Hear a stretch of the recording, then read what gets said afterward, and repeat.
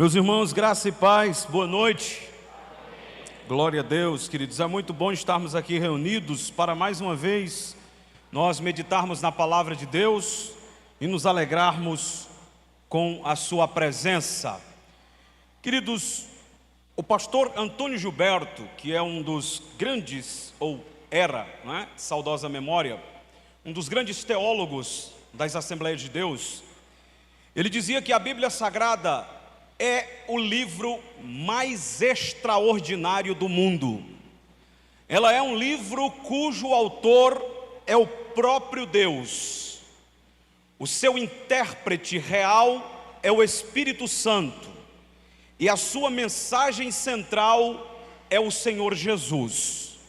Alguém também disse que a Bíblia é Deus falando ao homem. É Deus falando através do homem. É Deus falando como homem. É Deus falando a favor do homem. Mas acima de tudo é Deus falando. Amém, meus irmãos? Então, quando nós abrimos as Escrituras Sagradas e lemos ela, nós temos que ter consciência que ela não é um livro qualquer. Ela é a palavra de Deus, e quando nós lemos ela, compreendendo o que está escrito em cada página dela, nós estamos certamente, inequivocadamente, ouvindo a voz de Deus através das páginas das Escrituras. Quem ama a Bíblia aí, diga glória a Deus. Então abra ela comigo, por favor, no Evangelho de Jesus, conforme escreveu Marcos. O livro que nós estamos estudando aos domingos. Evangelho de Jesus, conforme escreveu Marcos, capítulo 1, versículos 16 a 20. Quem puder ficar de pé quando achar o texto para lermos, por favor, faça. Evangelho segundo Marcos, capítulo de número 1, versículos 16 a 20. Só quem achou, diga amém. Caminhando junto ao mar da Galileia, viu os irmãos Simão e André, que lançavam a rede ao mar, porque eram pescadores. Disse-lhe Jesus: vinde após mim, e eu vos farei pescadores de homens. Então eles, deixando imediatamente as redes, o seguiram. Pouco mais adiante viu Tiago, filho de Zebedeu, e João, seu irmão, que estavam no barco consertando as redes. E logo os chamou, diga comigo, os chamou. Deixando eles no barco, a seu pai Zebedeu com os empregados, seguiram após Jesus. Oremos, irmãos. Querido Deus, uma vez mais nós glorificamos o Teu nome por tudo que temos ouvido até aqui e pedimos, ó Deus, que o Teu Santo Espírito use a nossa vida esta noite para transmitir a Tua palavra e que o mesmo Espírito abra o nosso entendimento para compreendermos aquilo que o Senhor quer falar aos nossos corações. Oramos assim em nome de Jesus, amém. Podem sentar. Queridos, nós vamos falar esta noite sobre o chamado de Jesus. Digam comigo, o chamado de Jesus. Mais uma vez, o chamado de Jesus. Só a igreja. É bom nós entendermos que, cronologicamente falando, do batismo de Jesus até o texto que nós lemos hoje, já haviam se passado mais de um ano. Então, do batismo de Jesus até aqui, já havia se passado todo esse período de tempo. E quando nós paramos para analisar esse texto que nós acabamos de ler, irmãos, nós percebemos que depois que Jesus aparece, que foi a nossa mensagem de domingo passado, pregando o Evangelho na Galileia e anunciando a chegada do reino de Deus, aqui nesse texto, ele vai chamar cooperadores para trabalhar neste reino. É bom nós entendermos que os que são chamados à salvação também são chamados à missão. Quem me entende, diga amém. Ninguém é chamado para ser salvo para ficar simplesmente sentado nos bancos de uma igreja. Quando nós somos chamados para a salvação, junto com esse chamado existe o chamado para a missão. E que missão é essa, irmão Marcos? É pregar o evangelho em cima do púlpito? Será que é louvar, como os irmãos fizeram aqui esta noite, ou tocar algum instrumento? Claro que tudo isso faz parte da missão. Mas quando eu digo que todos nós aqui fomos chamados à salvação e consequentemente também fomos chamados à missão, eu estou falando de algo que vai muito além de pregar o evangelho aqui em cima com o microfone na mão, ou de louvar aqui ao som dos instrumentos. Quando eu digo que nós somos chamados a uma missão, eu estou dizendo que depois que nós somos salvos pelo poder do evangelho, é nos incumbida a missão de sair por esse mundo pregando o evangelho de Cristo a toda criatura. Então você foi chamado para a salvação e para a missão. Aonde quer que você esteja, pregue o evangelho.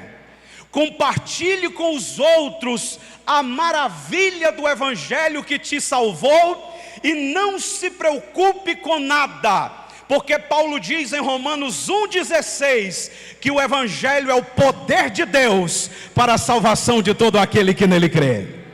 Só pregue e deixe que é o evangelho que vai quebrar o coração endurecido e transformar a vida daquele que está ouvindo. Aleluia.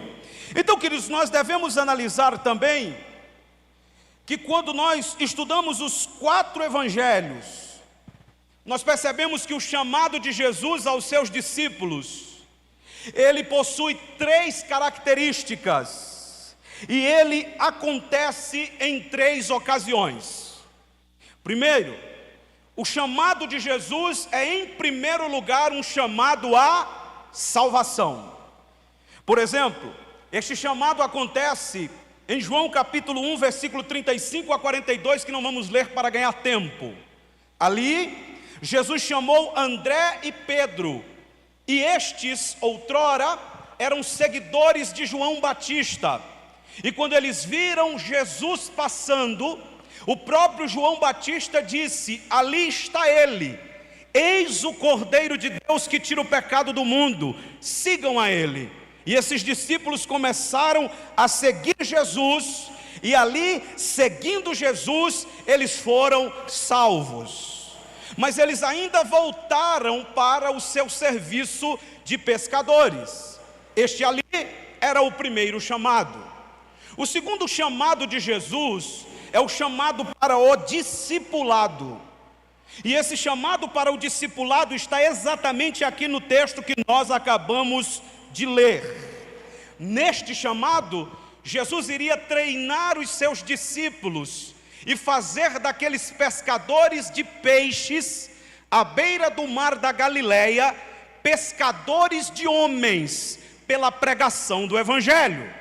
Então esse era o chamado para o discipulado, esse era o chamado para o treinamento. Mas mesmo depois desse chamado, eles voltaram outra vez para a pescaria de peixes.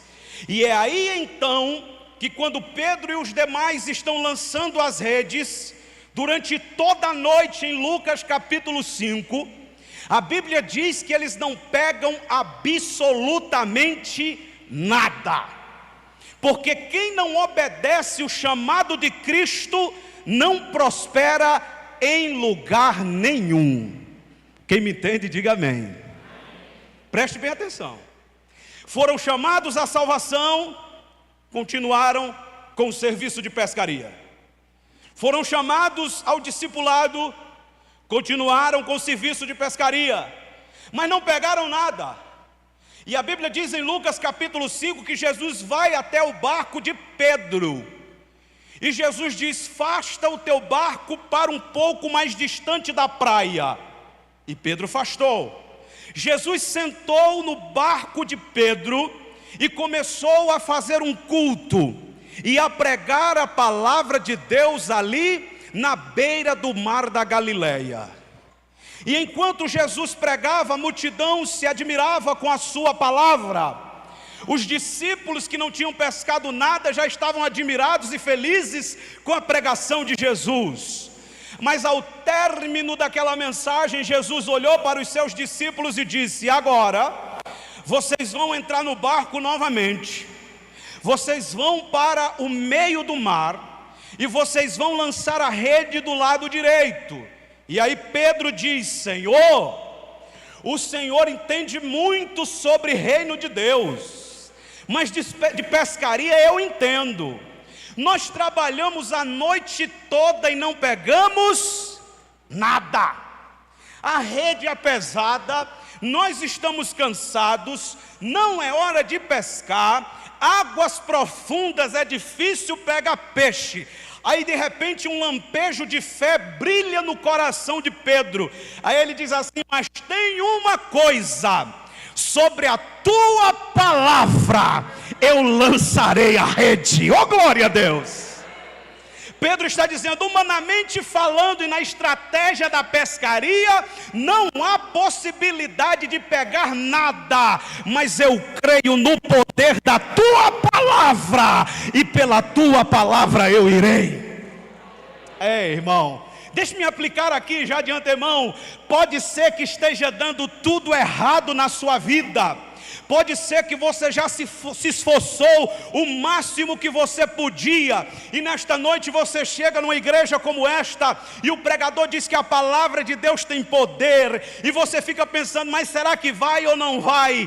Mas faça como Pedro esta noite, diga: já fiz tudo o que eu podia fazer, e nada aconteceu, mas eu creio no poder da tua palavra, e sobre a tua palavra eu irei. A palavra de Deus é poderosa.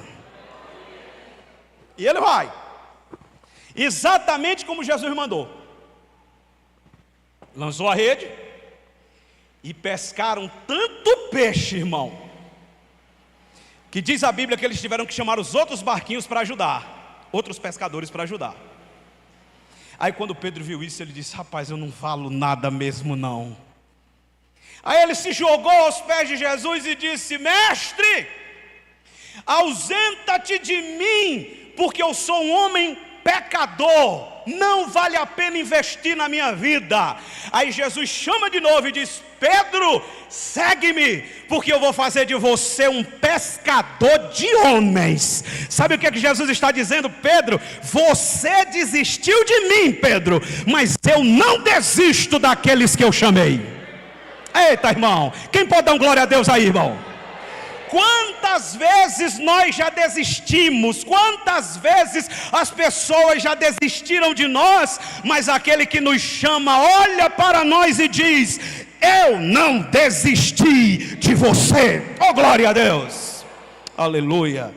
Terceiro chamado, diga comigo: primeiro chamado, a salvação. Segundo chamado, ao discipulado. Vamos lá, terceiro chamado, nós temos o chamado para o apostolado. Não abra agora, depois eu peço vocês abrir os textos, mas é Marcos capítulo 3, 14 a 21. Ali, Jesus separa 12 dentre os discípulos.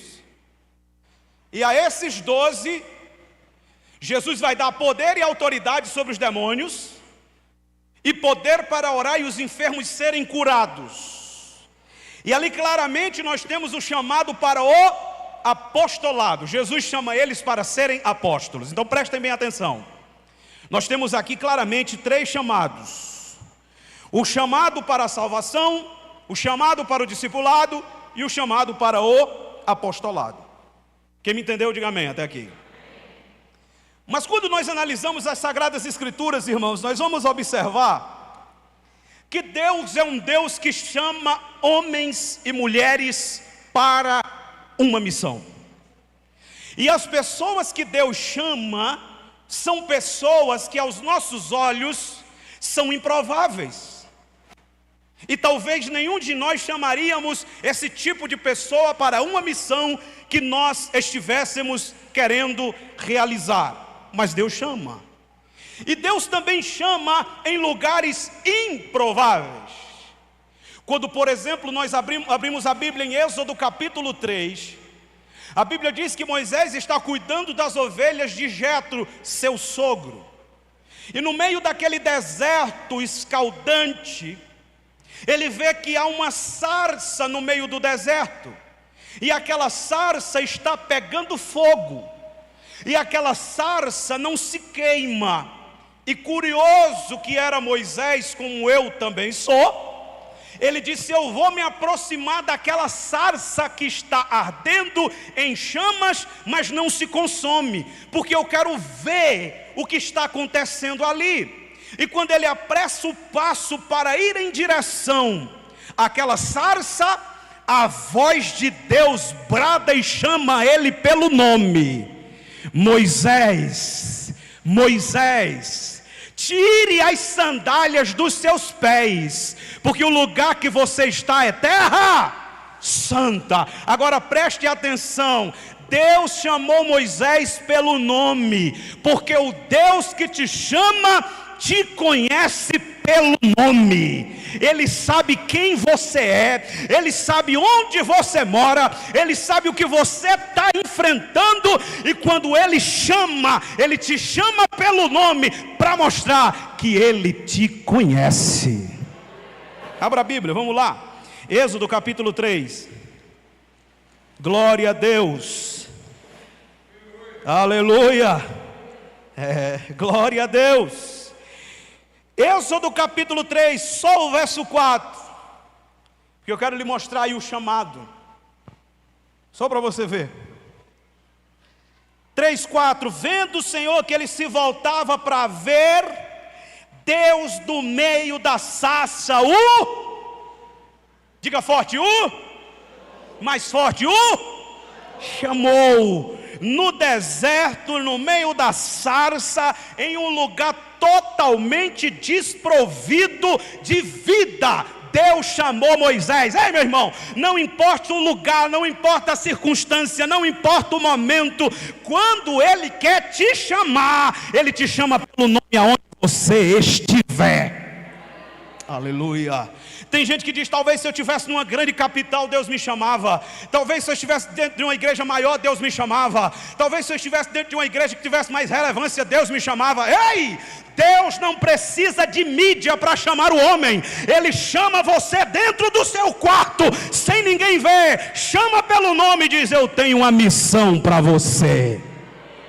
Eita, glória a Deus. Aleluia. Aí Moisés, irmão, como todo chamado, ele se assusta. Duvide da pessoa que diz que é chamada e não tem medo da missão. Duvide. Porque todo verdadeiro chamado, ele tem medo da missão. Tem ou não tem? Tem.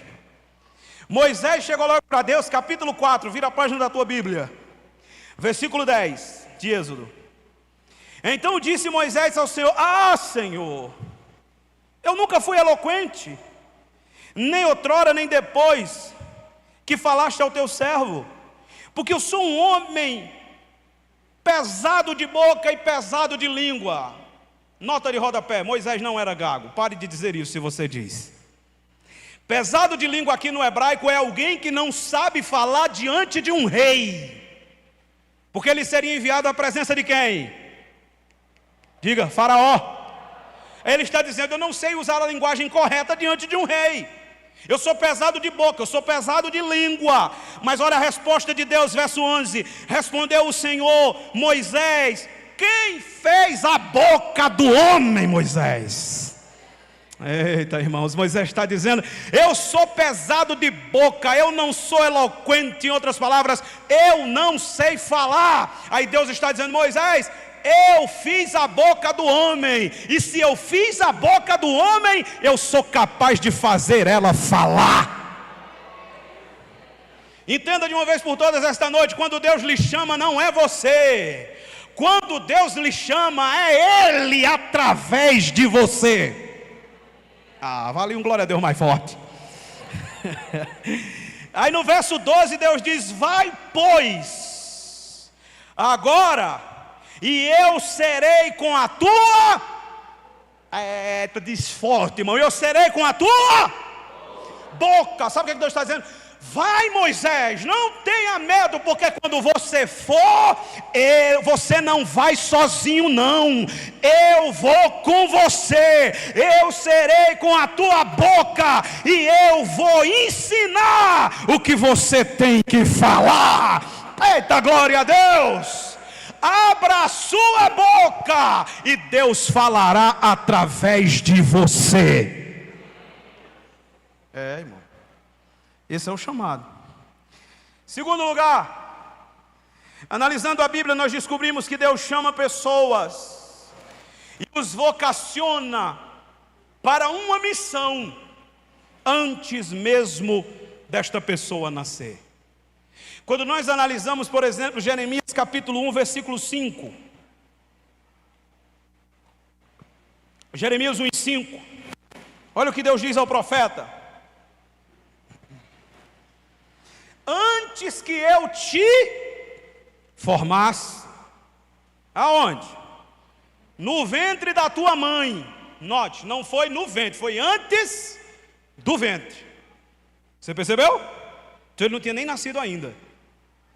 Antes, Jeremias 1,5: antes que eu te formasse no ventre da sua mãe, e antes que você saísse da madre, eu te consagrei e te constituí por profeta às nações. Irmão, isso é maravilhoso, porque às vezes a gente diz assim: rapaz, quando eu crescer eu quero ser isso, não é assim? Quando eu crescer eu quero ser isso aqui. Aí Deus está dizendo: e quem disse que é você que decide? Sou eu quem decido o que você vai ser. Porque Jeremias, irmãos, ele era filho de sacerdotes, e todos nós sabemos que o sacerdócio ele era passado de geração a geração. Filho de sacerdote era sacerdote.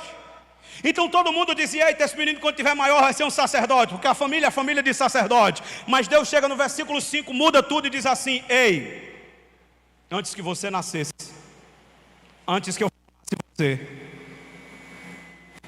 eu separei você, consagrei você, e as nações eu te dei por sacerdote. Assim?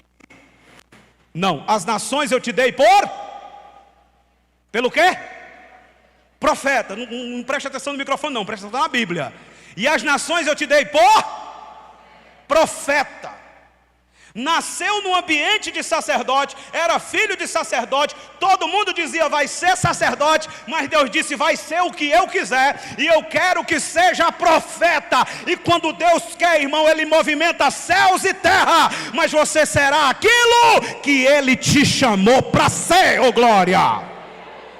Eita, irmão, mas é bom a Bíblia, deixa eu adiantar. Jeremias usa a mesma desculpa, mas eu vou deixar para outra mensagem, senão não dá tempo. 3. Deus, quando chama, Ele não está nem aí para a questão de idade. Quem diz amém? Amém?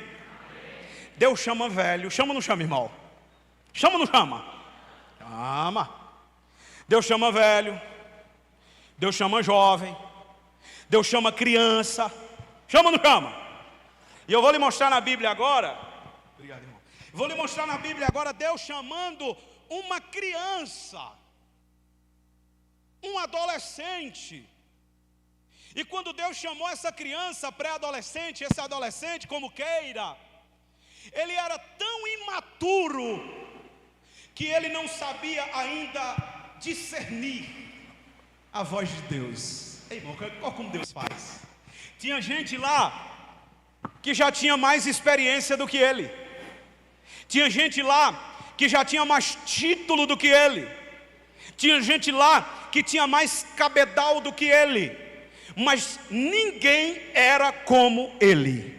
Como assim, irmão Marcos? Sensível, quebrantado, disponível e preparado. Veja bem, 1 Samuel capítulo 3. Quem me entende, diga amém. 1 Samuel capítulo 3. verso 3, verso 2 em diante. Vamos rapidinho, vou ler aqui. 1 Samuel 3, versos 2 em diante. Certo dia, estando deitado no lugar acostumado, o sacerdote Eli, cujos olhos já começavam a escurecer, a ponto de não poder ver, e tendo se deitado também, diga comigo, Samuel, mais forte, Samuel, no templo do Senhor, em que estava a arca, antes que a lâmpada de Deus se apagasse, versículo 4, o Senhor chamou o menino. Você leu aí na sua Bíblia? Versículo 4, o Senhor chamou o menino. Não foi o teólogo, não foi o pastor, não foi o sacerdote, não foi o profeta, foi quem? Foi o menino. Mas irmão, um menino é um menino, porque às vezes o sacerdote não está disponível, às vezes o profeta não quer, às vezes o irmão mais velho na igreja está com preguiça de fazer a obra, às vezes quem tem mais tempo de igreja não quer saber de ministério. Aí Deus vai lá no guri, Deus vai lá no catarrento, Deus vai lá no menino e diz, tu quer? Ele diz, eu quero. Pois é tu que eu vou levantar na terra, porque Deus usa quem está disponível. Quem está disponível aí, levante a mão e diga glória a Deus. Irmão, aí chamou. Aí veja o versículo 4, Samuel, Samuel, chamou pelo nome, e ele respondeu, olha como ele está disponível, ele não sabia que era Deus, mas estava pronto. Eis-me aqui, Hileni no hebraico, estou disponível. Tem um louvor que o irmão canta aqui, né? Estou disponível, eis-me aqui. Samuel, disponível. Mas ele não sabia que era Deus. Veja o verso 5, correu a Eli e disse, eis-me aqui, porque tu me chamaste. Mas ele disse, não te chamei, torna a deitar. E ele se foi e se deitou. Verso 6, tornou o Senhor a chamar. Irmão, quando Deus tem negócio, Ele insiste. Eita, glória a Deus. Quando Deus tem negócio, Ele insiste. Não pense que Ele vai desistir de você fácil não. Ele vai insistir, bora, vem, é tu. Não, mas é tu, venha, chegue. Aí ó, tornou o Senhor a chamar, Samuel. Ó como ele está disponível, olha o texto, irmão, ó. Este se levantou, pronto. Irmão, se fosse hoje uns adolescentes que eu conheço, podia a casa pegar fogo e ele não acordava, hein? Preguiça mais do que tudo na vida. Dorme, acorda 12 horas e é o pai desligando o ar, chutando as pernas, levanta! E ele dormindo, babando, não é assim? Deus está falando, irmão. Mas Samuel não, ele levantou, opa, deixa eu ir lá. Aí eu vejo o texto, verso 6, foi a Eli e disse, eis-me aqui, pois tu me chamaste. Mas ele disse, não, eu te chamei, meu filho, torna a deitar. Versículo 7, porém Samuel ainda não conhecia o Senhor, era imaturo, e ainda não lhe tinha sido manifestada a palavra do Senhor. Veja uma coisa interessante aqui, irmão. Às vezes a gente pensa que quando Deus vai falar com a gente, Deus vai usar uma voz tipo Cid Moreira, meu filho, venha cá. Para com isso, irmão, isso é misticismo. Deus fala de uma maneira tão simples que às vezes a gente confunde voz de Deus com voz de homem, e às vezes a gente confunde voz de homem com voz de Deus. É por isso que tem que ter discernimento. Ele disse, rapaz, vou lá em Eli. Aí o versículo de número 8, o Senhor pois tornou a chamar Samuel a terceira vez. E olha o texto, prontidão. E ele se levantou. Irmão, acho que ele não estava mais nem dormindo. Ele só deitava e dizia, deixa ele chamar que eu já estou pronto. E foi a Eli e disse, eis-me aqui, pois tu me chamaste. Aí olha o texto, ó. Quem entendeu não foi Samuel, foi Eli, ó. Então entendeu Eli que era o Senhor quem chamava o jovem. Escute isso aqui, jovens, esta noite, adolescentes. Deus é quem chama, mas é o homem que reconhece o chamado de Deus na sua vida. Quem me entende, diga amém. Eu não preciso não que o homem reconheça, tem que reconhecer. Deus me chamou para louvar, foi mesmo? Pois venha para os ensaios, que o líder de louvor vai avaliar e reconhecer se o chamado foi de Deus. Se tu canta, irmão, e nem tua família aguenta, tu não foi chamado para louvar em lugar nenhum, te aquieta. Vocês estão entendendo como é as coisas? Não, mas eu tenho um chamado. Quando canta, não tem quem aguenta ouvir a voz. Não, a igreja e os líderes reconhecem o chamado de Deus em nossas vidas. Quem me entende, diga amém. É por isso que é bom sermão expositivo, porque a gente vai passeando e vai entendendo a Bíblia, irmão. Veja, versículo 9. Por isso Eli disse a Samuel: vai te deitar, se alguém te chamar, dirás. Olha como Eli é inteligente. Fala, Senhor, porque o teu servo ouve. E foi Samuel para se deitar no lugar.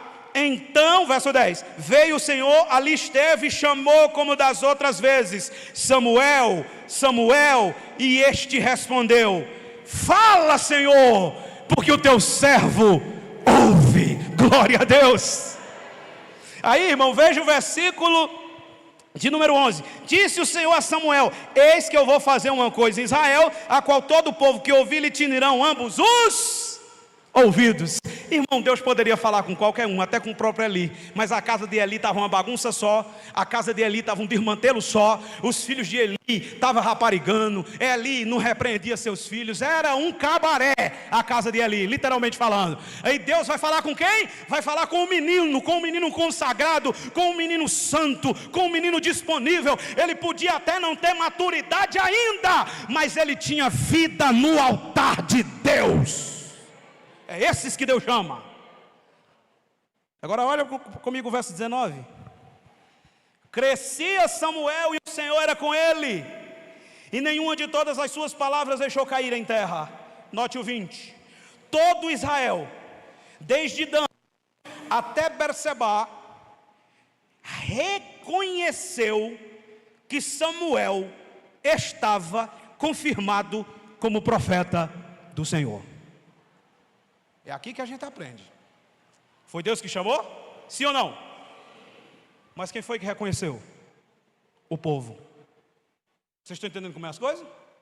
Então essa história, irmão, de dizer assim: eu não preciso ser reconhecido por ninguém, Deus me chamou, está errado.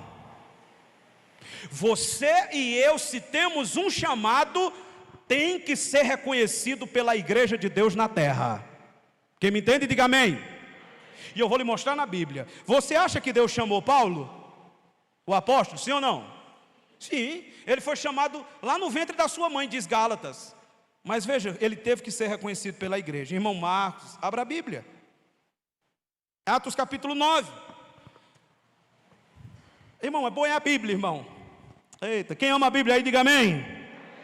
Atos 9. Depois que Jesus foi lá, falou com ele: Saulo, Saulo, por que me persegue? Quem é, Senhor? Eu sou Jesus, a quem tu persegue. Aí Jesus chama ele, mas ele tem que ser reconhecido pela igreja. Veja aí, ó, Atos capítulo 9, versículo de número 27 e 28. Mas Barnabé, tomando-o consigo, levou a quem? A quem? Aos apóstolos, que representa a igreja. E contou-lhes como ele vira o Senhor no caminho de Damasco, e que este lhe falara, e como em Damasco pregara ousadamente em nome de Jesus. Estava com eles, aonde? Em Jerusalém, na igreja, entrando e saindo, pregando ousadamente o nome do Senhor. Jesus chamou, mas Barnabé disse: rapaz, tu tem um chamado, mas tem que ir lá na igreja. Os apóstolos vão avaliar o chamado, a igreja vai ver se tu és chamado mesmo. Tu tem que passar pelo teste. Vocês estão entendendo aqui, irmãos? É Deus que chama, sim ou não? Mas a igreja reconhece, sim ou não? Olha comigo rapidamente, Gálatas. Olha o que Paulo diz aqui, irmão. Rapaz, a Bíblia é maravilhosa. Gálatas capítulo 1, ou melhor, capítulo 2. Gálatas capítulo 2. Rapidinho, Gálatas capítulo 2. Versículo 7, é Paulo escrevendo. Veja o que Paulo diz: antes, pelo contrário, quando viram que o evangelho da incircuncisão me fora confiado, como a Pedro da circuncisão, verso 8, pois aquele que operou eficazmente em Pedro para o apostolado da circuncisão, também operou eficazmente em mim para com os gentios. 9, e quando reconheceram que a graça me foi dada Tiago, Cefas e João, que eram reputados como os colunas, me estenderam a mim e a Barnabé a destra da comunhão, a mão direita, a fim de que nós fôssemos para os gentios e eles para a circuncisão. Está na Bíblia ou não está? Tem esse negócio do cabo chegar aqui, irmão, e dizer, eu tenho um chamado, e no outro dia ele já querer subir no púlpito para pregar? Não é assim não, irmão. Vocês estão entendendo agora? A igreja precisa avaliar o testemunho dessa pessoa, tem que ver se essa pessoa é crente, tem que ver se de fato ela serve a Deus de verdade, e tem que ver se de fato Deus chamou ela. E isso é a igreja que faz. 1 João 4, provai os espíritos para saber se eles são de Deus. Então, para que haja paz na igreja, isso deve ser feito. Deus chama, mas a igreja reconhece o chamado. Amém, meus irmãos? Muito bem, já entendemos aqui o que é chamado. Vamos lá. Agora nós vamos analisar o texto. Volta lá para Marcos comigo. Não se preocupe não, se der a hora aqui nós para e continua domingo que vem. Aqui ainda tem a ceia. Vamos para o texto. Marcos 1. Vamos analisar agora o chamado de Jesus. Marcos 1,16. Quero que todos achem. Todos acharam? Digam amém. Caminhando junto ao mar da Galileia, viu os irmãos Simão e André, que lançavam a rede ao mar, porque eram pescadores. Primeira coisa que nós temos que pontuar aqui sobre o chamado de Jesus. Jesus não chama para a sua obra pessoas desocupadas. É a primeira coisa aqui. Ele não chamou Pedro, perdoe-me pelo meu anacronismo aqui, mas é só para que os irmãos entendam. Ele não chamou Pedro jogando videogame. Ele não chamou Pedro jogando bola no meio da rua. Ele não chamou Pedro brincando de bila, de pinhão, navegando no Instagram, no WhatsApp, no Facebook e em tantas outras redes aí. Ele chamou Pedro quando ele estava lançando as redes para o mar para pegar peixe. Ele chamou Pedro ocupado, trabalhando e disposto. Deus não chama preguiçoso, irmão. Deus só chama pessoas trabalhadoras e corajosas. Então, se tem uma preguiça no nosso meio aqui, te ajeita. Sabe por que eu estou dizendo isso aqui? Porque tem muita gente aí fora dizendo assim, eu não quero trabalhar não. É assim ou não é, pastor? Eu não quero trabalhar, não, eu quero ser pastor. Rapaz, está doido, porque pastor trabalha, irmão. Sabia dessa? Pastor trabalha. É luta. Cuidar de gente é trabalhoso. Deus não chama desocupados, irmãos. Quando Deus chamou Moisés, nós lemos aqui, o que era que ele estava fazendo? Ele estava pastoreando as ovelhas do seu sogro. Êxodo 3. Quando Deus chamou Gideão, ele estava malhando trigo no lagar. Juízes capítulo 6, versículo 11. Quando ele chamou Eliseu, ele estava arando a terra com 12 juntas de boi. 1 Reis 19 a 21. Quando ele chamou Amós, ele estava nos prados de Tecoa, cuidando do gado. Amós capítulo 7, versículo 14 e 15. E quando ele chamou Davi, Salmo 70, ele estava onde? Davi estava, diz o Salmo 78, detrás das ovelhas malhadas. Deus não chama desocupados, Ele só chama gente que trabalha. Porque para entrar, irmão, no serviço do reino não pode ter preguiça. Cedinho o camarada tem que estar com o joelhinho no chão. Senhor, tem misericórdia de mim. Depois ele tem que, se ele for pregador, ele tem que estar com a cara no livro, estudando Bíblia, estudando livro, estudando teologia, que é para não estar dizendo besteira ao povo, para estar ensinando Bíblia, para estar ensinando a palavra de Deus. Se ele canta, ele tem que estar aprendendo louvores bíblicos, ele tem que estar orando, tem que estar jejuando, tem que estar buscando mais a Deus, para que quando abrir a boca aqui em cima, os céus se abram lá de cima, e a glória de Deus desça na terra. se toca, tem que dar o melhor, tem que estudar novos arranjos, tem que aprender novas melodias, tem que chegar aqui não de cara feia, mas de cara alegre, porque está louvando ao Deus que é grande, é soberano, é poderoso, salvou sua vida e lhe deu poder e habilidade para você tocar a Ele. Irmão, o chamado é assim. O morto, preguiçoso, chama não. Mas note o texto, Jesus vem caminhando junto ao mar da Galileia. Na verdade era um lago, 20 quilômetros de extensão, 14 quilômetros de largura, localizado a 200 metros abaixo do nível do mar, o que fazia deste lago, irmãos, a maior massa de água doce. Aqui era a mais baixa massa de água doce ali, que era esse mar ou lago da Galileia.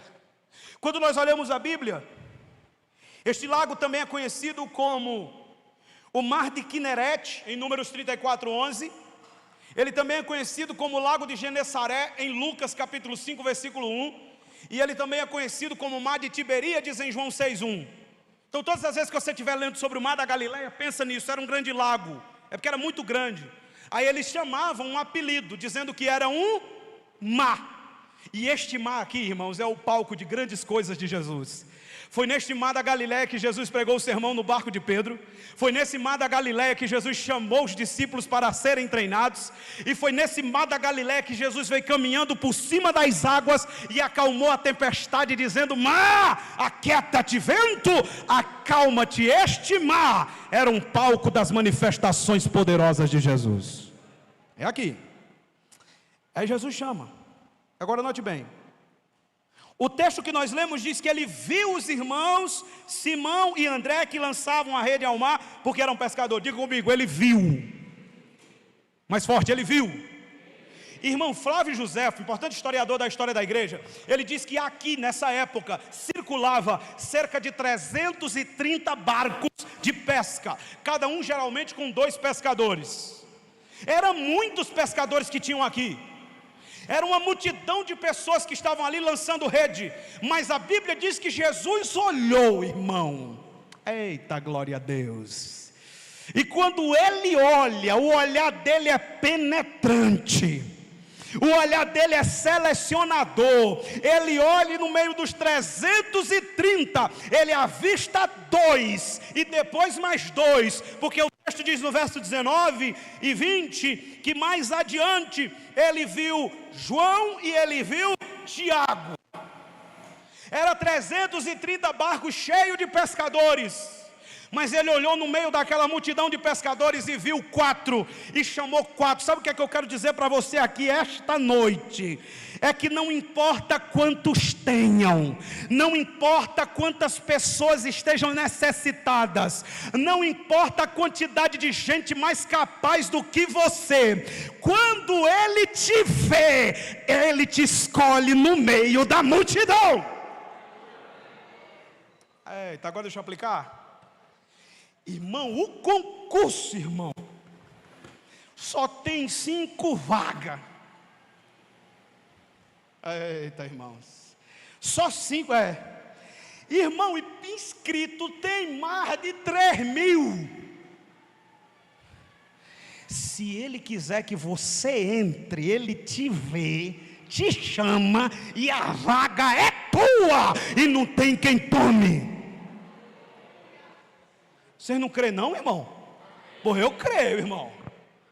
Porque quando Ele vê, Ele faz assim. Davi disse: Ele me tirou de detrás das ovelhas malhadas e me fez assentar entre os príncipes. Pensa comigo, irmão, acaba cheio de carrapicho, fedendo, e Deus tira o camarada de lá e bota para sentar no meio dos príncipes. Ei, irmão, Deus é um Deus que abate, mas Deus também é um Deus que exalta. Quem crê que Deus exalta é crente na terra aí, diga amém. Ele viu. E deixe-me lhe dizer algo aqui essa noite. Quando Jesus olha, e quando Jesus vê, escute, Ele chama quem Ele quer. Rapaz, como é que essa pessoa, Ele chama quem quer. Mas tinha alguém mais capacitado do que ele, do que ela, mas Ele chama quem Ele quer, e ninguém tem nada a ver com isso. Tem um louvor que diz: eu tinha tudo para ser humilhado, eu tinha tudo para ser rejeitado, eu tinha tudo para ser excluído, mas Ele me viu. Ele me viu. Irmão, não adianta não, irmão. Tu pode não ter capacidade, tu pode não ter cabedal, tu pode não ter diploma, tu pode não ter uma fala bonita, mas quando Ele vê, Ele chama quem Ele quer, coloca onde quer, para que a glória seja dele, não nossa, e só o nome dele seja glorificado. Olha aí, ó, Marcos 3, vira aí as páginas na tua Bíblia. Marcos 3:13. Eita, irmão, quem foi chamado por Ele aí, irmãos? Quem foi chamado por Ele? Eita, glória a Deus. Versículo 13: depois subiu ao monte, Marcos 3:13, e chamou os que Ele mesmo quis. Não é pelo diploma, não é pelo talento, não é pela capacidade, não é pela carinha bonita, é quem Ele quer. E nesta noite o olhar dele está passando aqui e selecionando alguns para uma grande obra na terra. Eita, glória a Deus. Deus, irmãos, quando Ele chama, Ele não depende da capacidade humana, Ele não depende da força humana, Ele não depende da voz humana. Zacarias capítulo 4, versículo 6, não é por força, nem por violência, é pelo meu Espírito, diz o Senhor dos Exércitos. Talvez tenha alguém na tua casa, que você já tem orado tanto, que você já tem pregado tanto, que você já tem jejuado tanto, e você diz: meu Deus, não quer, não aceita, não tem interesse pelo Evangelho. Deixa nas mãos de Deus, irmão. Ei, bota só teu joelho no chão e deixa Deus trabalhar, porque não é pela tua força, não é pela violência tua, é pelo Espírito de Deus. E vai chegar uma hora que o Espírito vai atrair, e ele vai estar aqui na frente desse altar, com os olhos cheios de lágrimas, dizendo: Jesus é o meu Salvador. Eita, meu irmão, Ele chama. Vamos lá, volta comigo para o texto. Deixa eu pular algumas coisas aqui. Versículo 17 agora, Marcos 1:17. Primeiro, Ele não chama pessoas desocupadas. Segundo, Ele chama para um relacionamento pessoal com Ele. Olha o versículo 17, parte A. Disse-lhe Jesus, agora repita comigo: vinde após mim. Antes dele chamar para a obra, Ele chama para um relacionamento pessoal com Ele. Irmãos, tem tanta gente fazendo a obra de Deus, sem nenhum relacionamento com o Deus da obra. Vocês sabiam dessa? Não ora, não jejuma, não busca a Deus, não se interessa pelas coisas de Deus, aí não flui. Porque não é talento, é intimidade.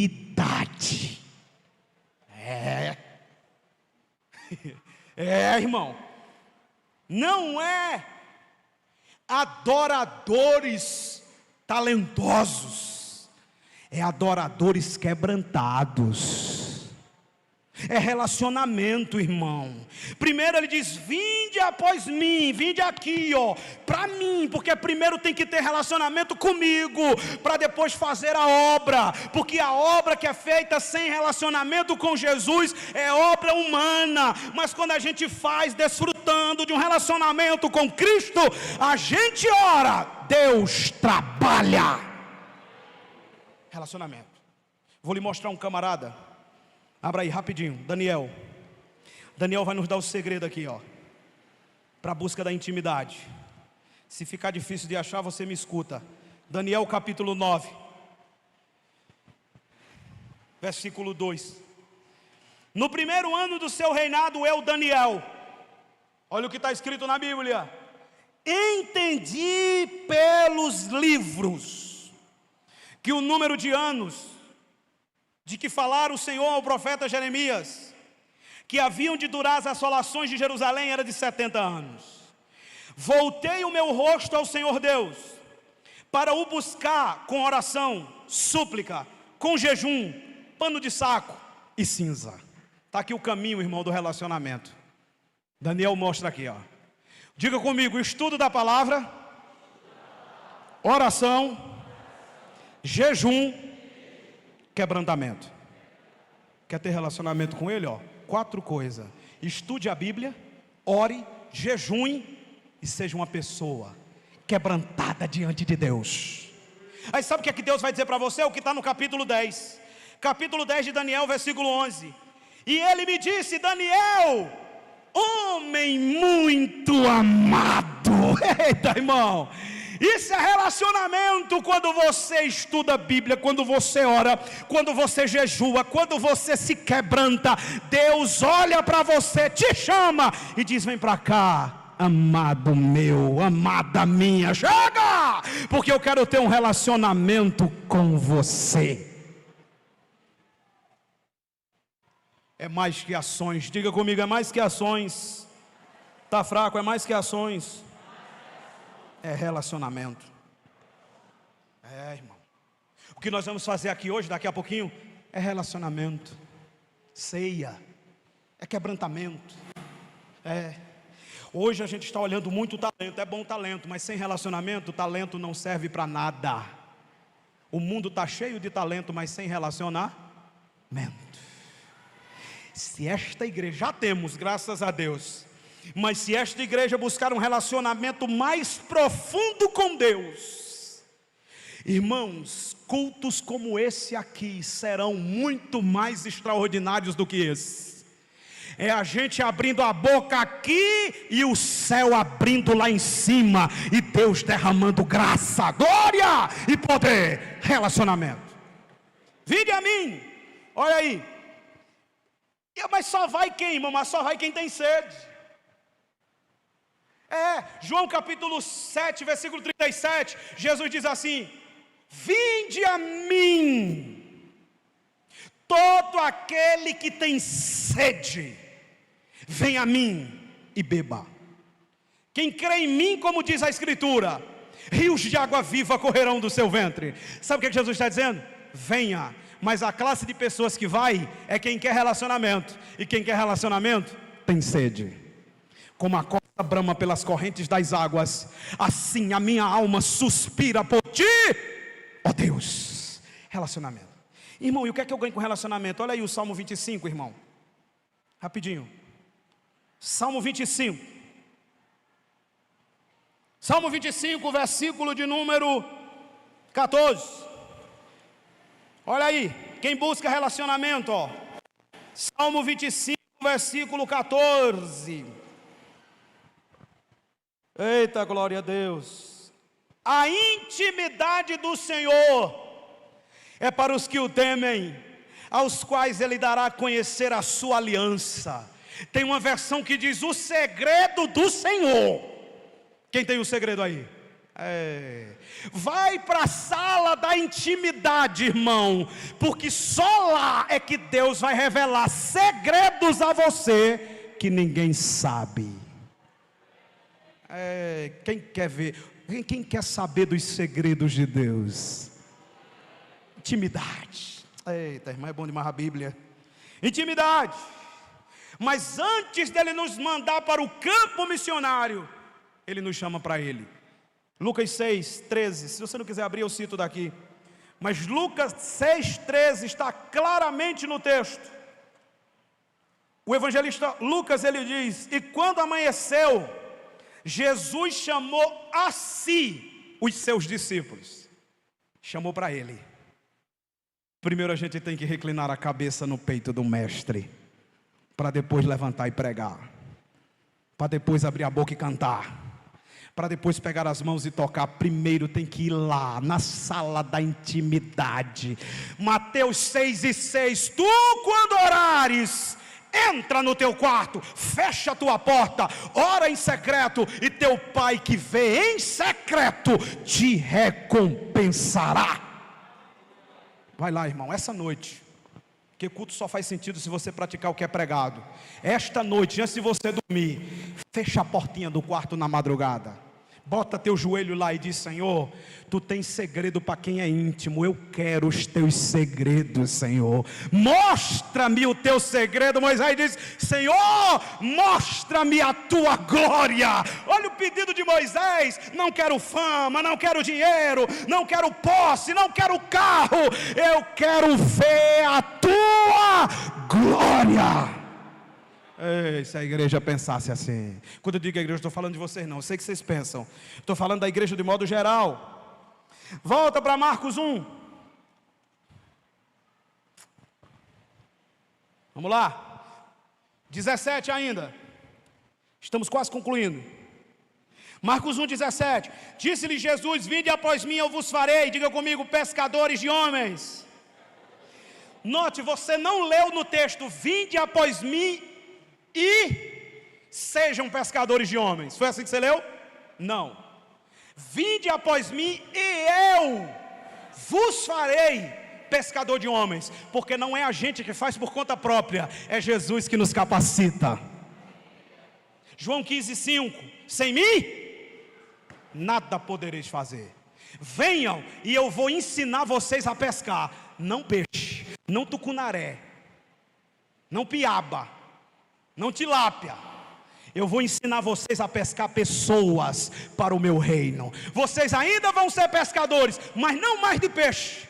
Vocês serão pescadores de gente, como está na NAA Nova Almeida atualizada. Vocês vão pescar gente.